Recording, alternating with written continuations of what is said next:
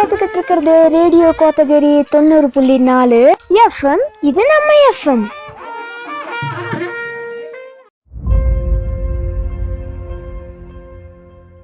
வணக்கம். நீங்க கேட்டுட்டு இருக்கிற ரேடியோ கோத்தகிரி 90.4 மெகாஹெர்ட்ஸ்ல உங்க கூட மாணிக்கம் இணைஞ்சிருக்கேன். அறிவியல் அறிவோம் அப்படிங்கிற நிகழ்ச்சியின் வாயிலாக நம்ம வாரம் திங்கட்கிழமை அறிவியலை பற்றி நிறைய விஷயங்கள் தெரிஞ்சுட்டு இருக்கோம். இன்னைக்கு அறிவியல் அப்படிங்கிறது நம்மளுடைய நிலவு வரைக்கும் அறிவியனுடைய வளர்ச்சி அப்படிங்கிறது நம்மளுடைய இந்தியாவையே உற்று பார்க்க வச்சிருக்கு அப்படிங்கிறது தான் நம்மளோட நிதர்சனமான உண்மையும் கூட. ஸோ இன்னைக்கு நம்ம கூட ராஜு மாஸ்டர் அவங்க இருக்காங்க. தமிழ்நாடு சயின்ஸ் ஃபோரம்ல அவர் நம்ம நீலகிரி மாவட்டத்துடைய தலைவரும் கூட. ஸோ அவங்க நம்ம கூட நிறைய விஷயங்கள் பகிர்ந்துக்க போறாங்க. அதுக்கு முன்னாடி நிகழ்ச்சியை இணைந்து வழங்குவது ஆசாதி கா அம்ருத் மகோத்சவ், விக்யான் பிரசாத், தமிழ்நாடு அறிவியல் பலகை. ஸோ தொடர்ந்து நம்ம அவங்க கூட பேசலாம். சார் வணக்கம் சார். வணக்கம். வணக்கம். நல்லா இருக்கீங்களா? நல்லா இருக்கேன் சார். நீங்க எப்படி இருக்கீங்க? நல்லா இருக்கேன். ஓகே சார், உங்களை பற்றி நீங்க கொஞ்சம் அறிமுகப்படுத்துங்க சார். நான் அடிப்படையில் ஒரு ஓய்வு பெற்ற ஆசிரியர். ஓகே. தமிழ்நாடு அறிவியல் இயக்கத்தினுடைய நீலகிரி மாவட்டத்துக்கு தலைவரா இருக்கிறேன். நாங்க ஒரு 40 வருஷமாக அறிவொளி அப்படிங்கிற ஒரு திட்டத்தின் மூலமாக அப்படியே அறிவியல் பிரச்சாரம் பண்ண ஆரம்பிச்சு இன்னைக்கு மக்களிடையே அறிவியலை பரப்பணும், அறிவியல் மனோபாவத்தை பரப்பணுங்கிற நோக்கத்தோட தமிழ்நாடு அறிவியலுக்கும் நிறைய வேலைகள் செஞ்சிட்டு இருக்கு. அந்த வகையில நாங்களும் அதோட தொடர்ந்து பயணித்துக் கொண்டிருக்கிறோம். சார், நீங்க ஸ்டார்ட் பண்ண போது அறிவியலுடைய வளர்ச்சி அப்படிங்கிறது எந்த அளவுக்கு இருந்துச்சு அப்படிங்கிறது உங்களுக்கு நல்லாவே தெரியும். ஆமா ஆமா ஆமா. நாங்க ஆரம்பிக்கும் போது அறிவொளி திட்ட அளவுக்கு நாங்க அறிவியலை கொண்டு போய் கிராம மக்களுக்கு கொண்டு போய் சேர்க்கலான்னு கிளம்பும் போது கிராம மக்களுக்கு எழுத படிக்கவே தெரியாத கை நாட்டு கட்ட வரலா இருந்தாங்க. இவங்களுக்கு அறிவியலை சொல்லிட்டு என்ன பண்றது, முதல்ல எழுத படிக்க கத்துக்கலாம் அப்படின்னு சொல்லிதான் அறிவொளி இயக்கம்ங்கிற ஒரு திட்டத்தை கொண்டு வந்தாங்க. இந்த அறிவொளி இயக்கத்தின் மூலமாக தான் நாங்க ஒரு 2 தலைமுறைக்கு முன்னால பெரியவங்களுக்கு எல்லாத்துக்கும் அங்கவங்க வீட்டுக்கே போய் கிராமமா போய் எல்லாத்துக்கும் எழுத படிக்க கையெழுத்து போட கற்றுக் கொடுத்து இப்படி ஆரம்பிச்சோம். சரிங்களா? அந்த வகையில முதல்ல ஒரு தலைமுறை எழுத படிக்க கத்துக்கிட்டாங்க. அப்புறம் ஒரு குறிப்பிட்ட காலம் வரைக்கும் அரசாங்கம் எங்களுக்கு உதவி புரிஞ்சிட்டு இருந்துச்சு. அப்புறம் அரசாங்க உதவி தடைப்பட்ட உடனே நாங்க தொடர்ந்து அறிவியல் பிரச்சாரம் பண்ணலாம்னு சொல்லி இன்னைக்கு ஒரு கிட்டத்தட்ட 35 வருஷங்களாக நாங்க தொடர்ந்து செஞ்சுக்கிட்டு இருக்கிறோம். பல வகையான நமக்கு அறிவியலை பத்தி நம்ம பேசணும் அப்படின்னா நிறைய உங்களுடைய வேலைகள் நீங்க நிறைய பண்ணிருக்கீங்க. அதை பத்தி நம்ம பேசிட்டே இருக்கலாம். இன்னைக்கு உலகமே வியந்து பார்க்க வச்சிருக்கக்கூடிய சந்திரயான் 3 திட்டம் அப்படிங்கிறது உலகமே இன்னைக்கு இந்தியாவை ஆரம்பிக்குது அறிவியனுடைய வளர்ச்சி. அந்த அறிவியல் வளர்ச்சியில இந்த சந்திரயானுடைய பங்கு அப்படிங்கிறது எந்த அளவுக்கு இருக்கு? நம்ம சந்திரயானுடைய பங்கு நேரடியா வர்றதுக்கு முன்னால நம்மளுடைய சுதந்திரம் பெற்ற பின்னால நம்மளுடைய இந்தியாவினுடைய நிலைமை எப்படி இருந்துச்சுன்னு நமக்கு தெரியும் இல்லைங்களா? அந்த நேரத்துல நம்மளுடைய அன்றைய பிரதம மந்திரியா இருந்த ஜவஹர்லால் நேரு என்ன பண்ணாரு, இந்தியாவுக்கு இந்த அறிவியல் தொழில்நுட்பம் ஒண்ணுதான் ஒன்ன தவிர வேற எந்த வகையிலையும் இந்தியாவை முன்னேற முடியாது அப்படின்னு சொல்லி என்ன பண்ணாரு, அனைத்து துறைகளிலும் இருக்கிற அறிவியல் தொழில்நுட்ப அறிஞர்கள் எல்லாம் வெளிநாடுகள்ல இருந்தவங்க எல்லாம் வாங்கன்னு இந்தியாவுக்கு கூட்டு வந்து அவங்களுக்குன்னு தனித்தனியா ஒவ்வொருத்தருக்கு வேணுங்கிற வசதிகள் செஞ்சு கொடுத்து பெரிய பெரிய பல துறைகளில ஊக்குவித்தாங்க. அந்த வகையில முதல்ல அந்த காலத்துல நமக்கு சாப்பாடே பெரிய பிரச்சனை சரிங்களா? அதனால என்ன பண்ணாரு, முதல்ல மக்களுக்கு எல்லாத்துக்கும் உணவு வேணும்னு சொல்லி பசுமை புரட்சிங்கிற ஒரு திட்டத்தை கொண்டு வந்து என்ன பண்ணுங்க, அது மிகப்பெரிய அளவுல வெற்றி அடைந்து இன்னைக்கு ஒரு காலத்துல இந்தியா அமெரிக்காக்காரங்க சொல்லுவாங்க we are feeding Indians சொல்லி, இந்தியர்களுக்கு நாங்க சோறு போடுறோம் அப்படின்றத காலம் போய் இன்னைக்கு நம்ம அமெரிக்காவுக்கு ஏற்றுமதி செய்யக்கூடிய அளவுக்கு என்ன ஆயிடுச்சு, நம்மளுடைய விவசாயத்துறை வளர்ச்சி அடைஞ்சிருக்குது. அது மட்டும் இல்லாம மக்கள் தொகை பெருக்கவும் இவ்வளவு பேருக்கு 140 கோடி மக்களும் சாப்பிட்டு மீதி இருக்குதுங்கிறது தான் இன்றைய நம்மளுடைய அறிவியல் வளர்ச்சியினுடைய ஒரு முக்கிய பங்களிப்பு விவசாயத்துறையில. சரிங்களா? இந்த மாதிரி ஒவ்வொரு துறையும் எடுத்துக்கலாம். அதாவது சுகாதாரத்துறையை எடுத்துக்கிட்டோம்னா அந்த காலத்துல எல்லாமே கொள்ளை நோய்கள் ஜனங்கள் எல்லாம் கொத்து கொத்தா செத்து போயிட்டு இருக்காங்க. பிளேக்கு, அப்புறம் அந்த கொசுனால வரக்கூடிய அந்த மலேரியா போன்ற நோய்கள் எல்லாம் இதெல்லாம் 99% இன்னைக்கு கட்டுப்படுத்தி இருக்குன்னா அதுல வந்து சுகாதாரத்துறையில அறிவியல் தொழில்நுட்பத்தினுடைய பங்குன்னு சொல்லலாம். சரிங்களா? இப்படியே என்ன பண்ணாரு அவரு, ஜவஹர்லால் நேரு என்ன பண்ணாரு, அந்த காலத்துல நமக்கு வானியல்லையும் நமக்கு வந்து பெரிய அளவில் நம்ம சாதிக்கணும், அறிவியலுடைய எல்லா துறைகளையும் நம்ம சாதிக்கணும்னு சொல்லி என்ன பண்ணாரு, அன்னைக்கு அமெரிக்காவில இருந்த நம்ம இந்திய விஞ்ஞானி அவரை ஒருத்தரை வந்து நீங்க இந்தியாவுக்கு வாங்க, இந்தியாவுக்கு வந்து இந்த மக்களுக்காக செய்யுங்கன்னாரு. சரிங்களா? அந்த வகையில தான் அவரு விக்ரம் சாராபாயின்னு சொல்லக்கூடிய அந்த விஞ்ஞானி வந்து அவரு நேரு சொன்னது கேட்ப என்ன பண்ற, அமெரிக்காவில் தன்னுடைய நிறைய பணங்காசு இருக்கக்கூடிய அந்த வேலையெல்லாம் விட்டுட்டு இந்தியாவுக்கு வந்து வானியல் ஆய்வை துவக்கி வச்சாரு. அவர் தான் நம்ம இந்திய வானியலின் தந்தைன்னு கூட சொல்லலாம். அவருக்கு விக்ரம் சாராபாய். சரிங்களா? விக்ரம் சாராபாய் ஆரம்பிச்சப்போ முதல்ல பெங்களூர்ல ஆரம்பிச்சாங்க. அப்புறம் மொத்த 2-3 இடத்துல சின்ன சின்னதா அந்த லேபரேட்டரி வச்சு ஆரம்பிச்சாங்க.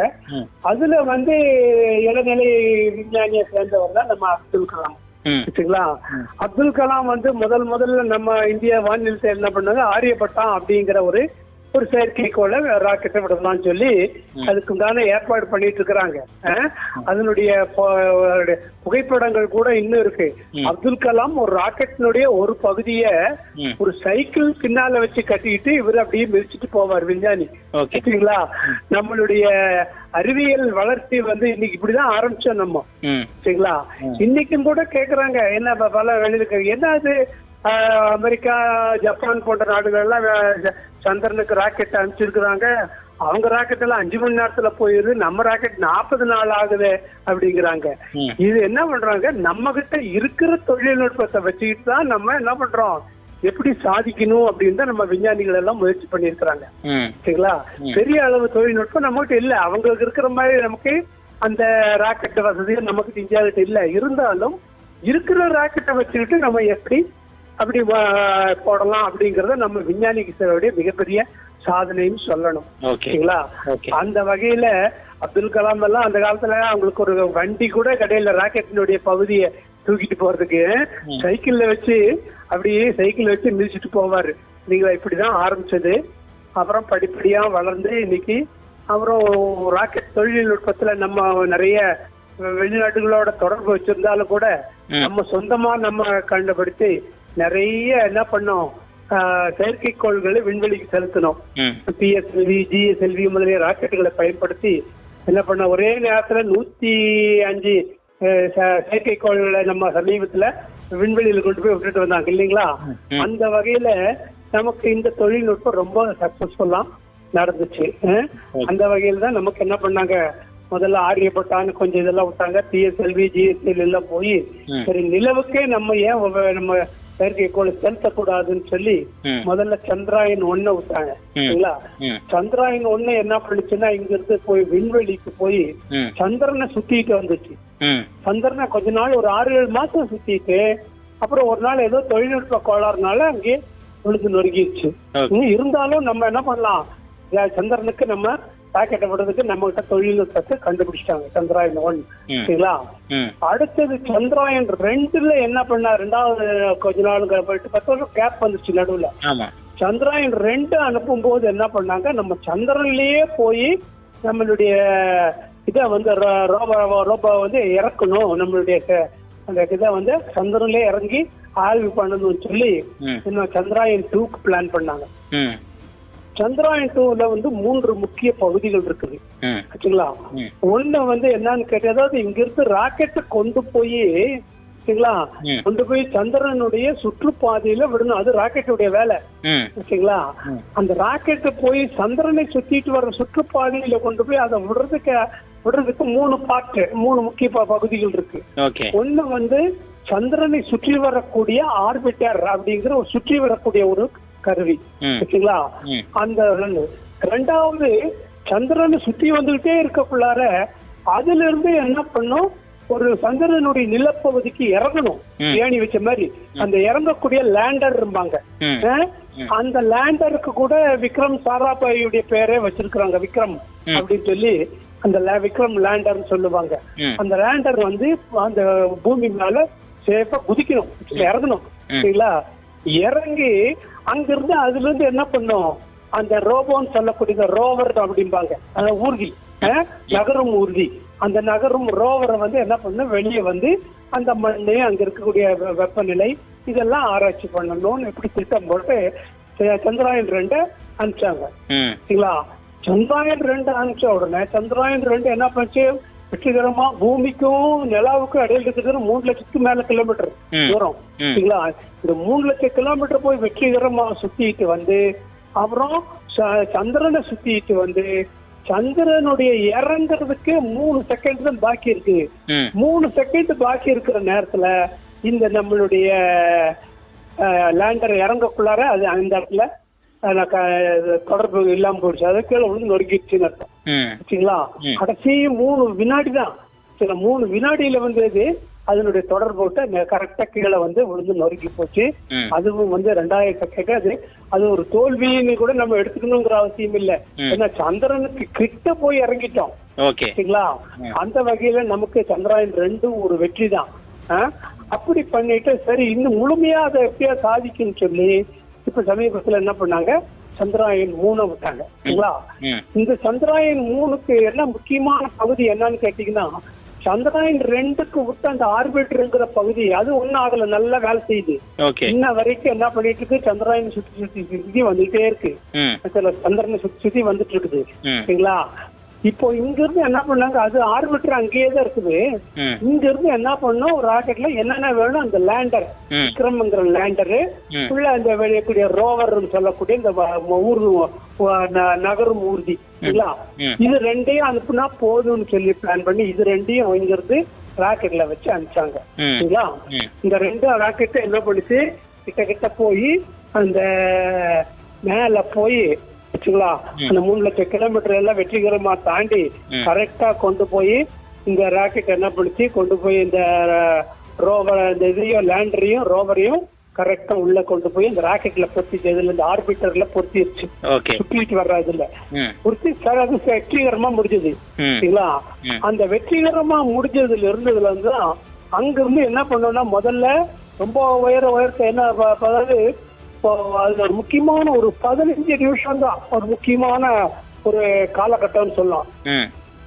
அந்த 15 நிமிஷத்துல முதல் காலகட்டம் முதல்ல என்னன்னு கேட்டீங்கன்னா, இப்போ இந்த ஊர்தி வந்து என்ன பண்ணிட்டு இருக்கு, அந்த நிலவினுடைய தரையில் இருந்து 30 கிலோமீட்டர் உயரத்துல பறந்துட்டு இருக்குது.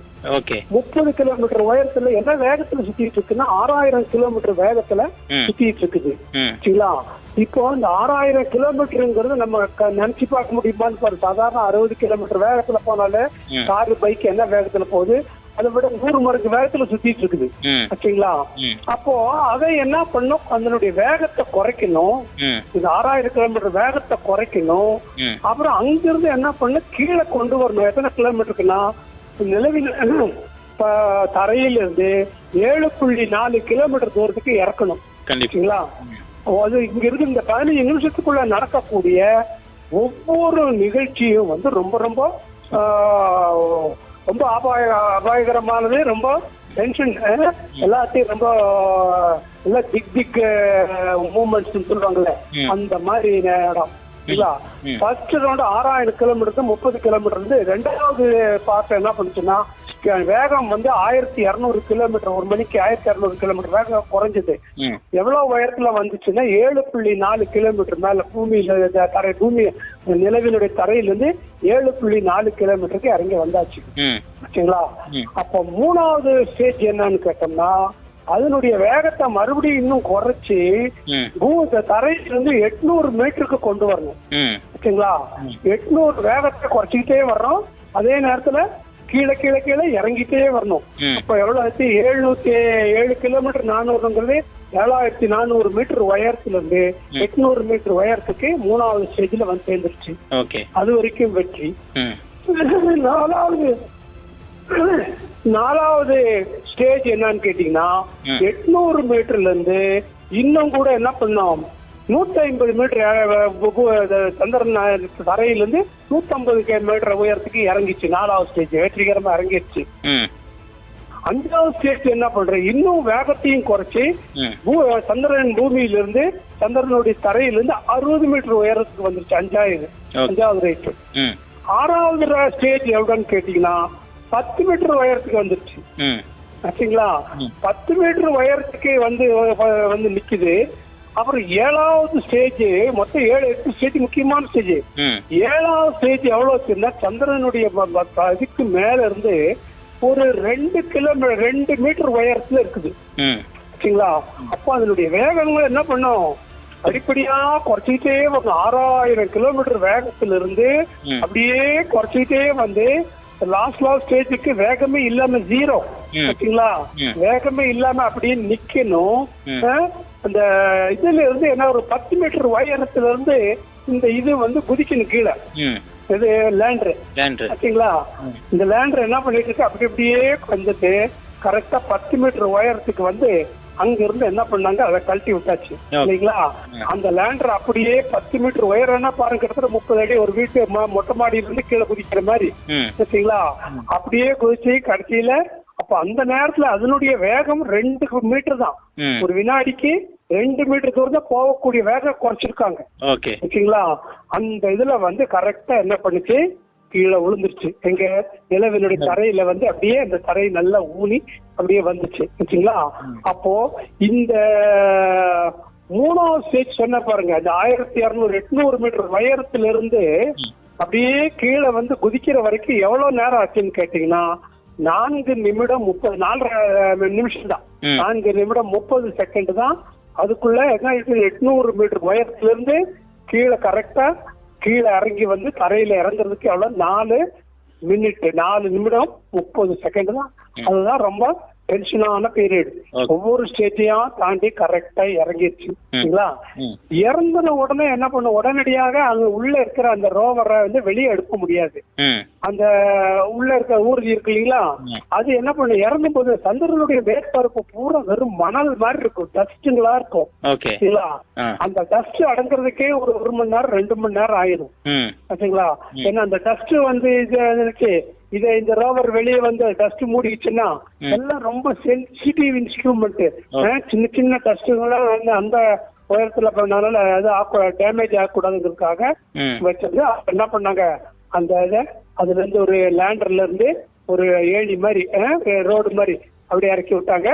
அதுல இருந்து என்ன பண்ணோம், இந்த ரோவர் அப்படியே அப்படியே மெதுவா ஊர்ந்து கீழே நிலவினுடைய தரையை தொட்டுருச்சு. இல்லைங்களா? தரையில தொட்டு என்ன பண்ணிருக்குன்னா அங்க இருந்து அப்படியே கொஞ்சம் நமக்கு இது வரைக்கும் 100 மீட்டர் வரைக்கும் மெதுவா போயிட்டு இருந்துச்சு. ரொம்ப ரொம்ப மெதுவா தான் போகணும். ஏன்னா அது ஏன் அதனுடைய வேகம் வந்து என்ன பண்ணும், ஒவ்வொரு சென்டிமீட்டர் நகரும். ஏன்னா அது பாட்டுக்கு நமக்கு அங்க முன்னால போய் எங்கேயாவது ஒரு பாறையில் கீரையில மோதிச்சுன்னா அந்த ரோவருடைய கதை முடிஞ்சிடும். இல்லைங்களா? அதே மாதிரி போற பாதையில நடுவுல என்ன இருக்கணும், ஒரு குழி இருந்துச்சுன்னா குழியில விழுந்தா கூட தலைகளை அப்புறம் விழுந்து டேமேஜ் ஆகிறதுக்கு வாய்ப்பு இருக்குது. அதனால இந்த சந்திரனுடைய நிலப்பரப்பையே தேர்ந்தெடுத்திருக்குது சென்சார். வச்சுங்களா? ரொம்ப அப் டு டேட்டா இருக்கிற கம்ப்யூட்டரை வச்சு என்ன பண்ணிருக்காங்க, அந்த நில சென்சார் நல்லா தேடி மட்டமா இருக்கிறது, எந்த விதமான டேமேஜ் இல்லாத இடமா தேடி கண்டுபிடிச்சா இறக்கினாங்க. சரிங்களா? இறக்கி அப்படியே என்ன பண்ணாங்க, அது அப்படியே மூவ் பண்ண ஆரம்பிச்சுது. சரிங்களா? அதிகபட்சம் எவ்வளவு தூரம் போச்சுன்னா ஒரு 100 மீட்டர் அளவுக்கு, அதிக 100 மீட்டர் தூரம் தான் போயிருக்குது. சரிங்களா? 100 மீட்டர் போறதுக்குள்ளார அந்த தரையை வந்து கொஞ்சம் நோண்டி அதுல இருந்து சாம்பிள் எடுக்கணும். சரிங்களா?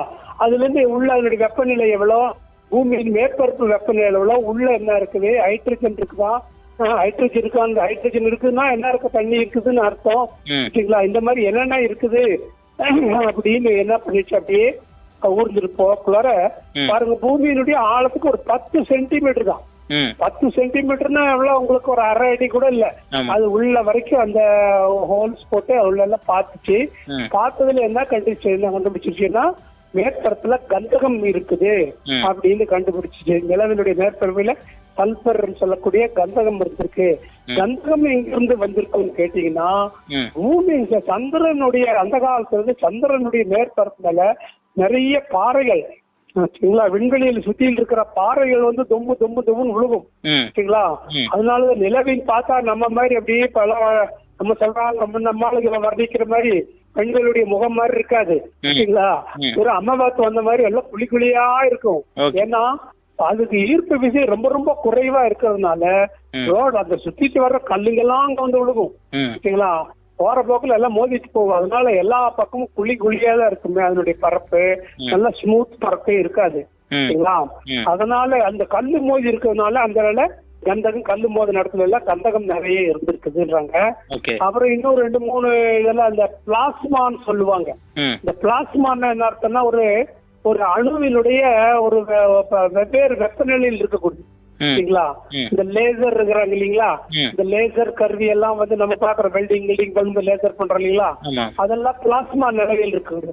அந்த மாதிரி பிளாஸ்மா நிலையில் இருக்கக்கூடிய சில வாய்க்குள்ள எல்லாம் கூட ரெக்கார்ட் பண்ணிச்சு. ஆனா எவ்வளவு நேரம் இருக்குன்னு கேட்டீங்கன்னா நிலாவில வந்து ஒரு 14 நாள் தான் அது அதிகபட்சமா இருக்க முடியும். ஓகே சார், இப்போ என்னன்னா ஒரு கேள்வி, இப்போ இவ்வளவு ஸ்டேஜ் கடந்து இவ்வளவுக்கே பெருமை அப்படிங்கிற ஒரு விதத்துல நமக்கு இந்த சந்திரயான் 3 அப்படிங்கிறது சேர்த்திருக்குது. இந்த நமக்கு நிலவுல முக்கியமா எவ்வளவு நாட்கள் வந்து இது ஆராய்ச்சி பண்ணும், அந்த எவ்வளவு நாட்களுக்கு அப்புறம் அதனுடைய இயல்பு அதனுடைய எல்லாத்தையும் ஸ்டாப் பண்ணும், அதனுடைய மிஷின் எல்லாம் ஸ்டாப் பண்ணும். அதாவது நிலாவில எப்படின்னு கேட்டீங்கன்னா அங்க ராத்திரி பகல் இரவு நேரம் வந்து 14 நாள் இருக்கும். ஓகேங்களா, 14 நாள் இருட்டா இருக்கும், சூரிய வெளிச்சமே படாது. அதே மாதிரி மற்ற இன்னொரு பக்கம் 14 நாள் என்ன பண்ணும், சூரிய வெப்பம் இருக்கும். இந்த சூரிய வெப்பம் இருந்தாதான் இந்த ரோவருக்கு என்ன பண்ணும், இது கிடைக்கும், என்ன மின்சார உற்பத்தி பண்றதுக்கு சன்லைட் வேணும் இருக்கு. சரிங்களா, அது இயங்குவதற்கான ஆற்றல எங்க இருந்து கிடைக்குது, சூரிய ஒளியிலிருந்து எடுத்துக்குது. சூரிய ஒளி இல்லைன்னா அது வேலை செய்ய முடியாது இல்லைங்களா. அதனால என்ன பண்ணாங்க, இந்த ரோவரை வந்து என்ன பண்றாங்க, அந்த 14 நாள் முடியறதுக்குள்ளார அது என்ன பண்ணாங்க, எடுத்து பழையபடி லேண்டருக்குள்ளார விக்ரம் லேண்டருக்குள்ளார அதை இழுத்துக்கணும், எழுது பத்திரமா பண்ணி வச்சுக்கணும். அதை வெற்றிகரமா செஞ்சு முடிச்சுட்டாங்க. இது வர்றதுக்கு முன்னால என்ன பண்ணாங்கன்னா அந்த லேண்டரை வந்து 2 பக்கம் இப்படி அப்படி சுத்தி வச்சாங்க. டான்ஸ் ஆடுற மாதிரி 4 பக்கம் இப்படி இந்த பக்கம் சுத்தி வச்சு பார்த்தாங்க, நல்லாவே 4 பக்கம் அது சுத்திச்சது, எல்லா பக்கம் மூவ் பண்றதுக்கு தயாரா இருக்குன்னு அர்த்தம். சரிங்களா, அப்புறம் அது குதிச்சா அதுல டேமேஜ் ஆகுமான்னு பாக்குறதுக்காக ஒரு 2 அடி உயரத்துக்கு கூட அது என்ன பண்ணாங்க, மேல கீழே குதிக்க வச்சாங்க. அப்பவும் அது நல்லா வேலை செய்ய ஆரம்பிச்சு, ஒன்னும் பிரச்சனை இல்லை. அப்போ இப்போ 2-3 நாளைக்கு முந்திதான் என்ன ஆகி போச்சு, அது நம்ம இருட்ட போகுது. இந்த 14 நாளைக்கு அதை பத்திரமா ஹைபர்னேஷன் சொல்லுவாங்க, உறக்கம். வச்சுங்களா, அதுக்கு என்ன பண்ணும், 14 நாள் உறங்கணும். அதை எப்படியாவது மெதுவா என்ன எடுத்துட்டாங்க, எல்லாத்தையும் ஆஃப் பண்ணி அதை மறுபடியும் லேண்டருக்கு உள்ள வச்சு மூடி வச்சாச்சு. ஓகேங்களா சார், இப்போ மூடி வச்சிருக்காங்க அப்படின்னாலும் கூட கம்யூனிகேஷன் அப்படிங்கிறது இப்போ நமக்கு இஸ்ரோவுக்கும் அந்த நிலவுக்கும் அந்த ரோவருக்கும் இருக்கக்கூடிய அந்த கம்யூனிகேஷன் அப்படிங்கிறது இருக்குமா? கண்டிப்பா இருக்கும். ரோவர் இருக்காது, ரோவர் தான் இது பண்ணி வச்சுட்டாங்க, தூங்க வச்சுட்டாங்க. அதுல இருந்து எந்த தகவலும் வெளியே வராது. ஆனா என்ன பண்ண, இந்த இதை வந்து இங்க இருந்து இயக்கலாம். லேண்டர் இருக்கு இல்லைங்களா, இந்த லேண்டர் வந்து அங்கேதான் இருக்கும். ஓகேங்களா, இந்த லேண்டரை வந்து மறுபடியும் என்ன பண்ணும், 14 நாள் கழிச்சு வச்சுங்களா லேண்டர்ல இருந்து இதை வந்து வெளியே கொண்டு வரணும். ஆச்சுங்களா, வெளியே வரணும். இப்போ நம்ம டார்கெட்டே எவ்வளோன்னு கேட்டீங்கன்னா 14 நாள் தான் இப்போதைக்கு. ஓகேங்களா, இந்த 14 நாள் வெயில் அடிக்கிற அந்த டைம்ல தான் என்னென்னலாம் அதை பத்தி நம்ம விஷயங்கள் தெரிஞ்சுக்க முடியுமோ அந்த அளவுக்கு தான் தெரிஞ்சுக்கலாம் அப்படிங்கிறது இன்னைக்கு இருக்கிற டெக்னாலஜி. சரிங்களா, அது ஓரளவுக்கு நமக்கு வெற்றி தான். ஒரு 5-10 வகையான ஆய்வுகள் செய்யணும்னு சொல்லி இது பண்ணிருக்காங்க. அதுல ஒண்ணு வந்து என்ன கண்டுபிடிச்சு, அதுல நில அதிர்வை வேற ரெக்கார்டு பண்ணிருக்கு. இதுல நிலவினோட நில அதிர்வு இல்லைங்களா, அதை ஒண்ணு ரெக்கார்ட் பண்ணிருக்குது. அப்புறம் 2-3 வகையான இதெல்லாம் இருந்திருக்கு. இந்த மாதிரி ஒரு 10 வகையான ஆய்வுகள். ஆச்சுங்களா, 10 வகையான ஆய்வுகள் அதை செஞ்சிருக்கு. சரிங்களா, இப்போ என்ன ஆயிடுச்சுன்னா இது மறுபடியும் உள்ள வந்துச்சு இல்லைங்களா, நீங்க அடுத்து வெயில் வரும்போது அடுத்த 14 நாள் இருக்கு இல்லைங்களா, 14 நாள் கழிச்சு வெயில் வரும்போது இதை ஆபரேட் பண்ணுவாங்க. சரிங்களா, அப்போ இந்த 14 நாள் வரைக்கும் இது எந்த விதமான வேலையும் செய்யாம உள்ள இருக்கு இல்லைங்களா, அதுக்கு பவர் இருக்குதா? 14 நாள் இப்ப ஏற்கனவே சேமிச்சு வச்ச சூரிய ஒளியிலிருந்து வச்ச பவர் வந்து அதுக்கு இருக்குமா, அது இருந்துச்சுன்னா லேண்டர்ல ஓபன் பண்ணி மறுபடியும் வெளியே வருமா, ஒருவேளை பவர் பத்தலன்னு என்ன இது வெளியே வர்றதுக்கு பவர் வேணும் இல்லைங்களா, வெளியே வந்ததுக்கு அப்புறம் சூரிய வெளிச்சத்தை வாங்கிடலாம், வெளியே வரலன்னா அது என்ன ஆயிரும், அதோட இதோட முடிஞ்சிடும் அப்படிங்கறதுதான். அருமை, அருமையான ஒரு நிகழ்ச்சியில நிறைய விஷயங்கள் பகிர்ந்துகிட்டீங்க. ரொம்ப நன்றி சார். இவ்வளவு நேரம் பாத்தீங்க அப்படின்னா சந்திரயான் 3 வெற்றி அப்படிங்கிறது இந்தியாவையே திரும்பி பார்க்க வச்சிருக்கு. உலக நாடுகள் எல்லாமே தான் நம்ம பேசிட்டு இருக்காங்க அப்படின்னா சந்திரயான் 3. சோ அத இன்னைக்கு ஸ்லீப் மோட்ல சிறப்பாக உறங்கிட்டு இருக்கு அப்படிங்கிறது தான் ஒரு நிதர்சனமான உண்மையும் கூட. இந்த உலக அளவுல நமக்கு என்ன கேட்டீங்கன்னா மிக குறைந்த செலவுல ராக்கெட் விட முடியும் அப்படின்னு நம்ம இந்தியர்கள் நிரூபிச்சிருக்கோம். கண்டிப்பா ஒரு படம் கூட எடுத்தாங்க இதே மாதிரி ஆச்சுங்களா. அந்த படத்துக்கே எவ்வளவு எடுத்திருக்காங்கன்னு கேட்டீங்கன்னா கிட்டத்தட்ட 1200 கோடி ரூபாய் என்னவோ செலவு பண்ணி எடுத்தாங்க ஒரு சாதாரண சினிமா படம் எடுக்கிறதுக்கு. ஆனா அதே 800-600 கோடி ரூபாயில நம்ம சந்திராயனுக்கே போயிட்டு வந்துட்டோம் அப்படிங்கறதுதான் நம்ம இந்தியாவுடைய மிகப்பெரிய இது. வருங்காலத்துல இதேதான் உதாரணம். மிக குறைந்த செலவுல நம்ம எந்த கோள்களுக்கு போலாம் அப்படிங்கறத யார் நிரூபிச்சிருக்காங்க, நம்ம இஸ்ரோ நிரூபிச்சிருக்கு. உலகிலேயே மிக குறைந்த செலவுல நம்மால இந்த மாதிரி டெக்னாலஜி எல்லாம் போக முடியும் அப்படிங்கறத நிரூபிச்சிருக்கிறாங்க. அதே பெரிய வெற்றி நமக்கு. அருமை சார், அருமை. ரொம்ப நன்றி சார்.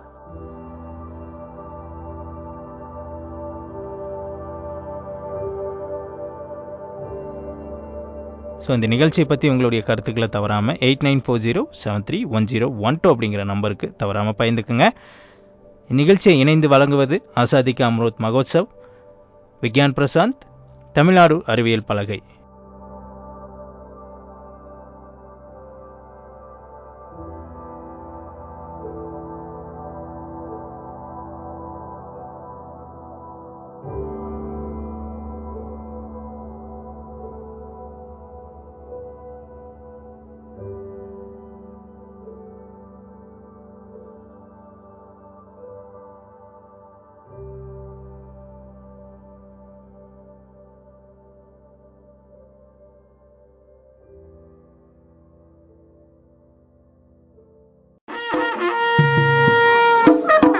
கேட்டுக்கிட்டு இருக்கிறது ரேடியோ கோத்தகிரி 90.4 FM. இது நம்ம FM.